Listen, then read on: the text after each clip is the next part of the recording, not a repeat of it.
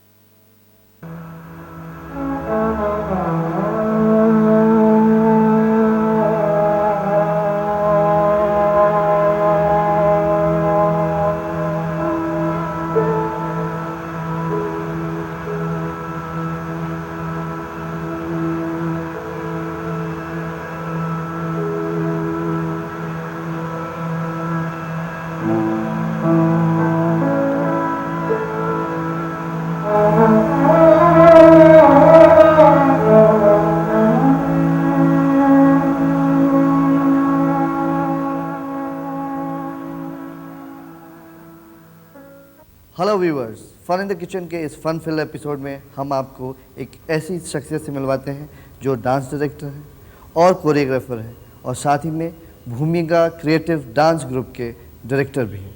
जी हाँ, वो हैं पंडित नरेंद्र शर्मा जी। समय और समाज की बदलती स्थिति में डांस के फॉर्म्स और कंटेंट दोनों ही बदलते हैं। Narendra Sharma ji Indian classical dance में शिक्षा लेने के बावजूद उन्होंने मॉडर्न डांस को अपनाया। सेकेंड वर्ल्ड वॉर से लेकर आज तक नरेंद्र शर्मा जी अपनी संस्था भूमिका के जरिए अपने डांस परफॉर्मेंस करते आ रहे हैं। युद्ध की विभीषिका, दुस्साहस, कल्पना, व्यंग और विषाद जैसे विषयों पर श्री शर्मा ने अपने ट्रूप के साथ देश विदेश में डांस परफॉर्मेंस किया। आज हमारे शो में हम मिलते हैं श्री नरेंद्र शर्मा जी से और करते हैं उनसे ढेर सारी बातें। फन इन द शो के इस फन फिल एपिसोड में मैं मशहूर डांस डायरेक्टर कम कोरियोग्राफर नरेंद्र शर्मा जी आपका बहुत बहुत स्वागत करता हूँ। नरेंद्र शर्मा जी, आप अपने डांसर्स को डांस तो सिखाते ही हैं, तो साथ साथ में आप किचन की सलाह भी देते होंगे, क्योंकि डिश, डाइट और डांस तीनों चीज़ कनेक्टेड है। नहीं, डाइट तो डांसर के लिए बड़ी ज़रूरी चीज़ है, क्योंकि फिज़िकल वर्क है, उसकी सेहत अच्छी रहे। तो जो मैं अपने बदन पे फील करता हूँ कि मेरे लिए सूटेबल है और अब तक करता ही रहूँ, डांस भी अभी तक कर रहा हूँ इस बार, तो मैं उनको एडवाइस ज़रूर करता हूँ कि अपने सेहत का क्या है, ये खाओ, ये अपने को तंदुरुस्त रखो। शर्मा जी, आप जब किसी पर्टिकुलर थीम पे कोई डांस डायरेक्ट करते हैं तो आप ऑडियंस को डांस करके बताते हैं या थीम पहले समझा देते हैं?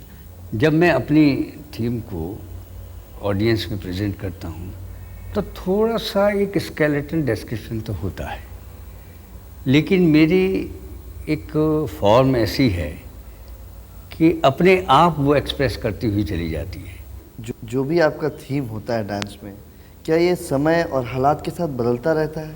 भाई, समय से तो अछूता नहीं रह सकता कोई कलाकार, क्योंकि वो समय के साथ रहता है, समय उसको प्रभावित करता है और समय से को ऑब्ज़र्व करता है कलाकार, फिर उसको अपने में एसिमिलेट करके, मनन करके उसकी एक फॉर्म निकालता है।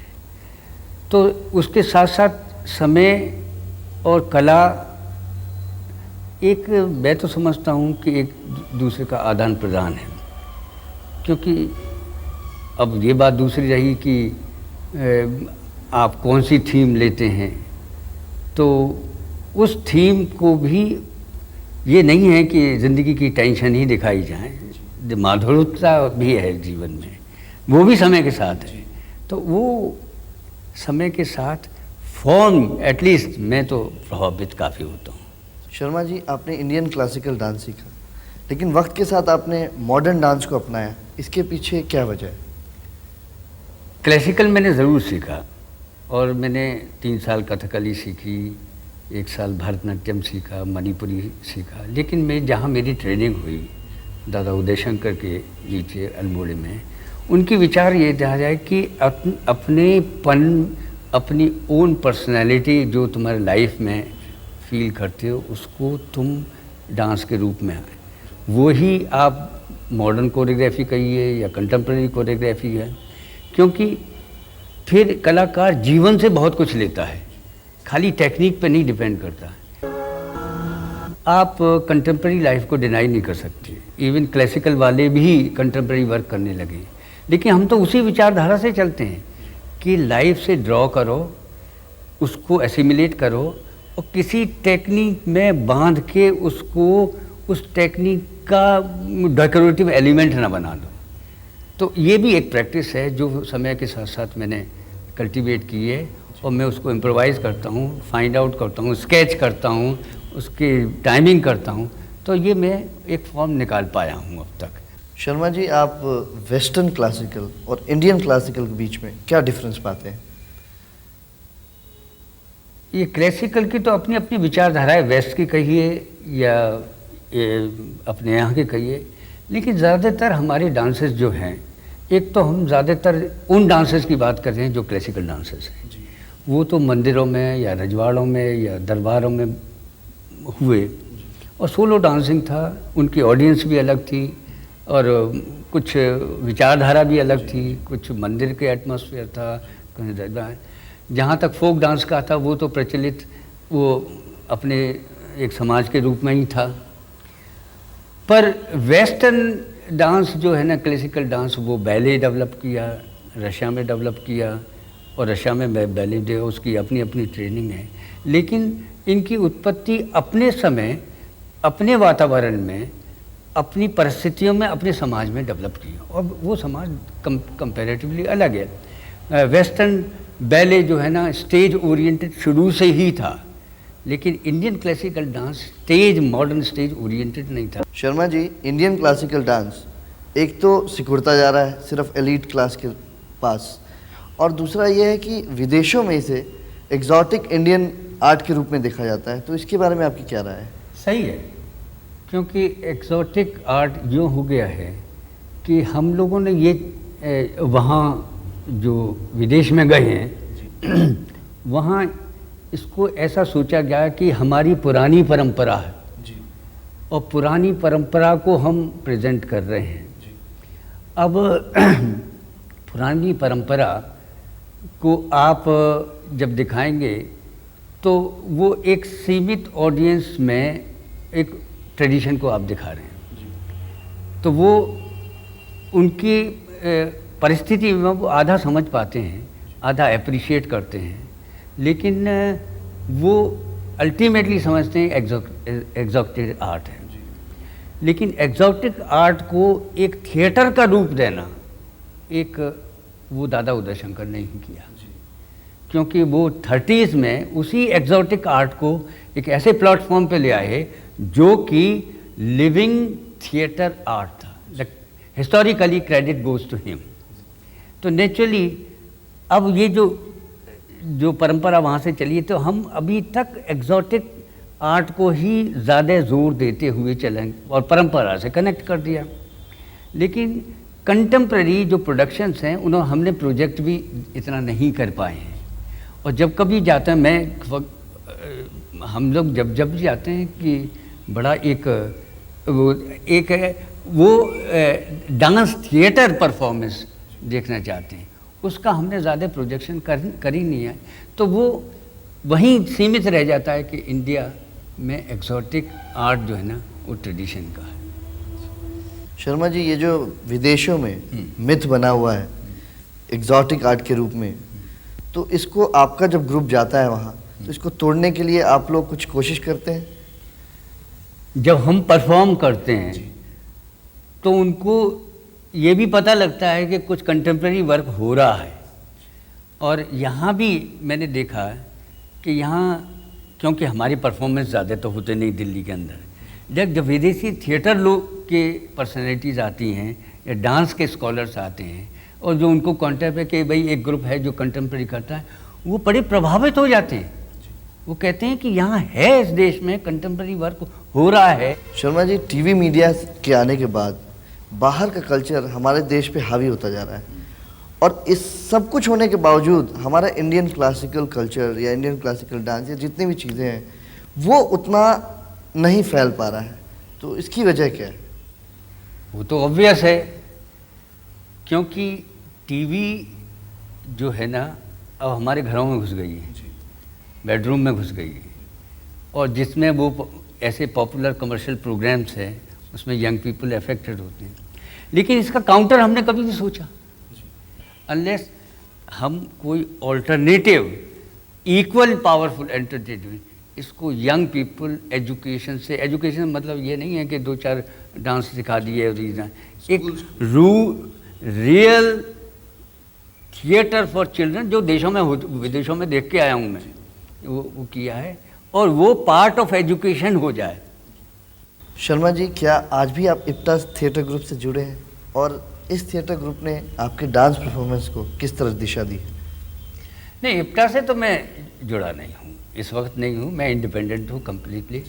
लेकिन इप्टा में मैंने काम किया था जब प्री इंडिपेंडेंस एरा में, और इंडिया मॉडल में हमारी एक बहुत बड़ी प्रोडक्शन थी जो कि part of national movement, that was a first production national level पे जो कि नेशनल मूवमेंट का पार्ट बन गई थी। उसमें मेरे तीन कोलीग थे और ये थे, म्यूज़िक भी रविशंकर जी का था, अविन दास गुप्ता थे, सचिन शंकर थे, शांति वर्धन थे। ये एक ग्रुप था जो कि ऑफशूट था अल्मोड़ा सेंटर का। और ये प्रोडक्शन प्री इंडिपेंडेंस एरा में फ्रॉम कैलकाटा, पटना से लेकर के लाहौर तक परफॉर्म हुई। लॉरेंस गार्डन थिएटर जो लाहौर में था उसमें हमने परफॉर्म किया। तो ऐसा लगता था कि लोगों को उतना उत्साह था कि हमें फ्रीडम मिलनी ही चाहिए। तब इप्टा का इन्फ्लुएंस जो मेरे अंदर हुआ वो अपने आर्ट में एक सोशल रेलेवेंस का एक पार्ट है। शर्मा जी, हमने सुना है आपने अभी अभी एक नए नृत्य नाटिका का निर्माण किया है जिसका नाम है काल वृक्ष। तो इस काल वृक्ष के बारे में हमें कुछ बताइए। काल वृक्ष के बारे में ये है कि मैं एक पेड़ को या प्रकृति को, एक पेड़ काल वृक्ष है कि दी एटर्नल ट्री। मैं सोचता हूँ कि एक पेड़ जो है ना, ये ट्री जो है ना, is not only needed for environmental necessity और कमोडिटी। वृक्ष जो है ना, tree is the symbol of faith, wisdom and peace. क्योंकि उसमें मैं प्रभावित हुआ, कुछ रविंद्रनाथ की नेचर के ऊपर कुछ राइटिंग्स थे, और बुद्ध को वही स्पॉट मिला एनलाइटनमेंट का जो कि एक वृक्ष के नीचे था। काल वृक्ष जो शुरू होता है तो वो शुरू होता है कि पहली जो एक लीफ निकली है, पत्ती निकली है, उसको अभिवादन करता आदमी। फाइनली एक बहुत बड़ी पत्ती है, उस पे एक सबलाइम एक एटमॉस्फेयर है, और एक उसी ट्री को इंसान नमन करता है। शर्मा जी, एक रिक्वेस्ट है, आज आप हमारे दर्शकों को एक छोटा सा डांस परफॉर्मेंस करके दिखा दीजिए। शर्मा जी, डांस तो एक आर्ट है, तो आप बताइए कि क्या कुकिंग भी कोई आर्ट है? कुकिंग ज़रूर आर्ट होगा, क्योंकि सब खाना खाते हैं, अलग अलग टेस्ट हैं, अलग अलग चीज़ हैं। कुकिंग, जहाँ तक मेरा कुकिंग का इंटरेस्ट रहा ना, वो ज़्यादा कुछ मैं कर नहीं पाया, क्योंकि जयंती मेरी वाइफ जो है ना, she is a very good cook, तो मैं इन्फीरियर फील करता हूँ उनके सामने। लेकिन कुछ चीज़ें ज़रूर बना लेता हूँ जो मुझे एक इंटरेस्ट की है, जैसे सूप है, टमाटो सूप है, मुझे बहुत अच्छा दिन में अपने आप बना लेता हूँ। पर जहाँ तक कहूँ कि मैं एक्सपर्ट हूँ, वो मैं उतना नहीं हूँ, लेकिन अपनी सूप इज़ माई फेवरेट जो मैं बना लेता हूँ। शर्मा जी, अब चलते हैं किचन की ओर और देखते हैं कि आप क्या बनाने वाले हैं। शर्मा जी, मैं एक बार आपका फिर से स्वागत करता हूं, और आप हमारे दर्शकों को बताइए कि आज आप क्या बनाने में आज। भाई, मुझे एक चीज़ बनानी आती है और बहुत अच्छी भी लगती है, वो है टमाटर का सूप। शर्मा जी, बताइए कि इसमें क्या क्या चीज़ों की ज़रूरत पड़ती है? देखिए, टमाटर, प्याज, घिया, थोड़ा सा लहसुन, जी। इन सबको लेकर के मिक्सी में एक साथ मिला लेता हूँ जी और फिर जब ये सब तैयार हो जाता है जी। तो फिर मैं बनाना शुरू करता हूँ। हाँ, तो मैं इसको थोड़ा सा पहले तो घी डाल देता हूँ जी। और घी जब हो जाए थोड़ा सा गरम, तो अभी थोड़ा सा गरम हो रहा है ना, जी थोड़ा सा गरम हो जाए तो इसमें फिर मैं थोड़ा जीरा डाल देता हूँ।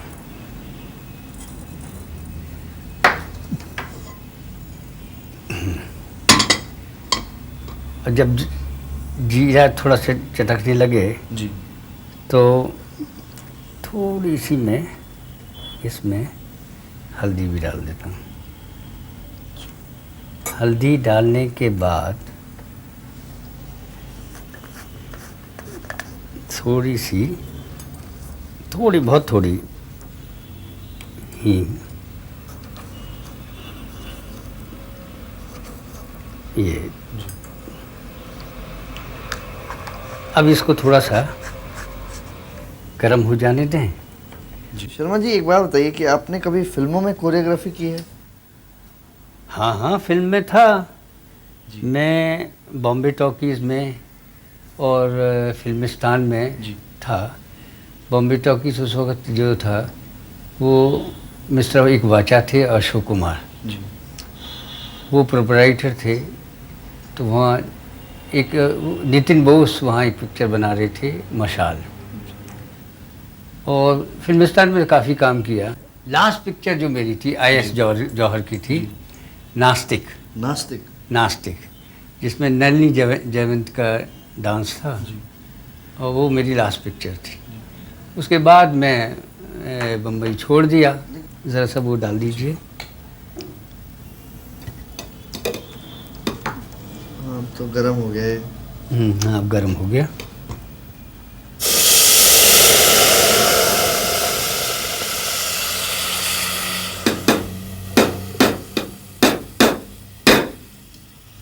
तो थोड़ा सा चला दें, क्योंकि जो छोंक लगा है वो उसमें मिल जाएगा।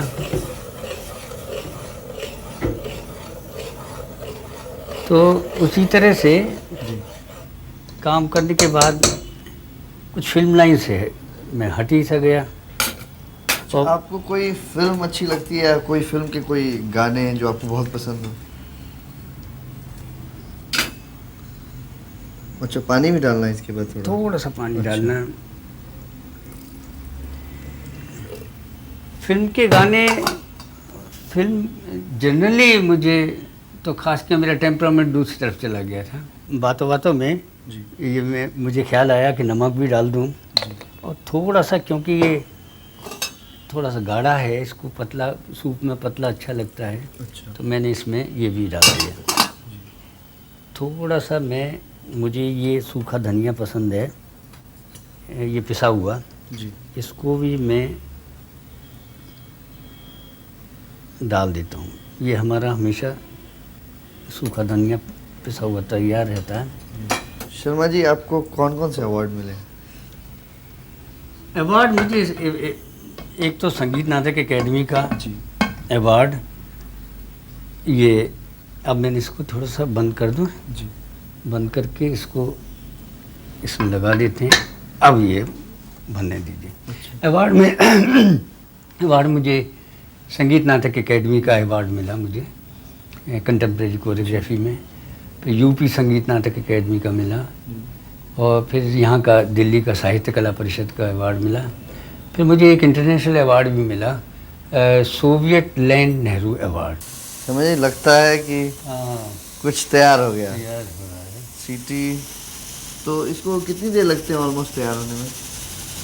उसमें क्या से ये सारा मैं जो है ना आधा घंटे में, 15-20 मिनट, आधा घंटा, ये डिपेंड्स कितना बना। सारा कुछ करने में? हाँ।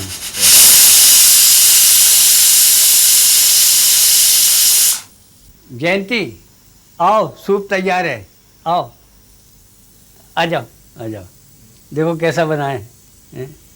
हाँ, ये देखो। ओहो, ये तो हो गया है बिल्कुल तैयार। देखेंगे आप लोग, ये देखिए